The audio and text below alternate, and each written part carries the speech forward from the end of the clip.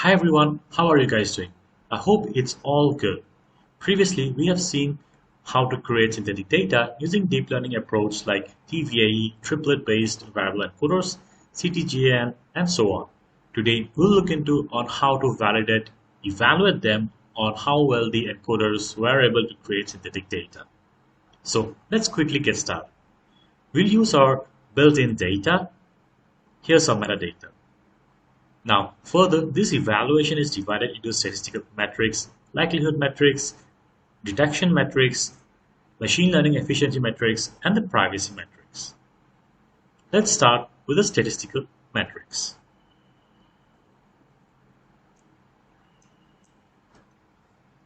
Here, it compares the table by running a different statistical test. One, if KS test, which compares the distribution of continuous columns using the empirical CDF. And the another is the CS test, uses chi-square test to compare the distribution of two discrete columns. The output will be in p-value from the sample distribution. From sdv.matrix, import CS test, KS test, and provide real data. And provide real underscore data, synthetic data. That's it. We can also do both of the steps in one line using evaluate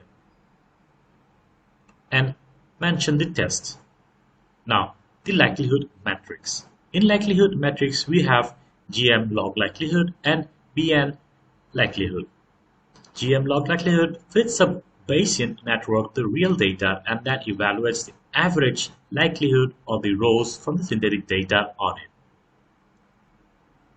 And the BN likelihood the same as above, but here we are taking log into consideration, so it will be the average log likelihood. We also have the option to normalize. The next is detection metrics. Detection metrics try to distinguish how hard it is the synthetic data from real data using the machine learning model. The output will be in 1 minus ROC AUC score across all the cross-validation splits. Machine learning efficiency metrics. These metrics will evaluate whether it is possible to replace the real data with the synthetic data in order to solve a machine learning problem by learning a machine learning model on the synthetic data and then evaluating the score which it obtains when evaluated on the real data. The output value does not only depend on how good our synthetic data is, but also on how hard the machine learning problem that we are trying to solve is.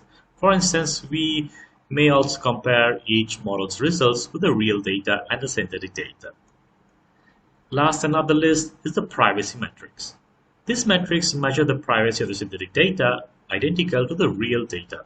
The models accomplish this by fitting an adversarial tagger model on the synthetic data to predict synthetic data attributes from key attributes and then evaluating its accuracy of the real data.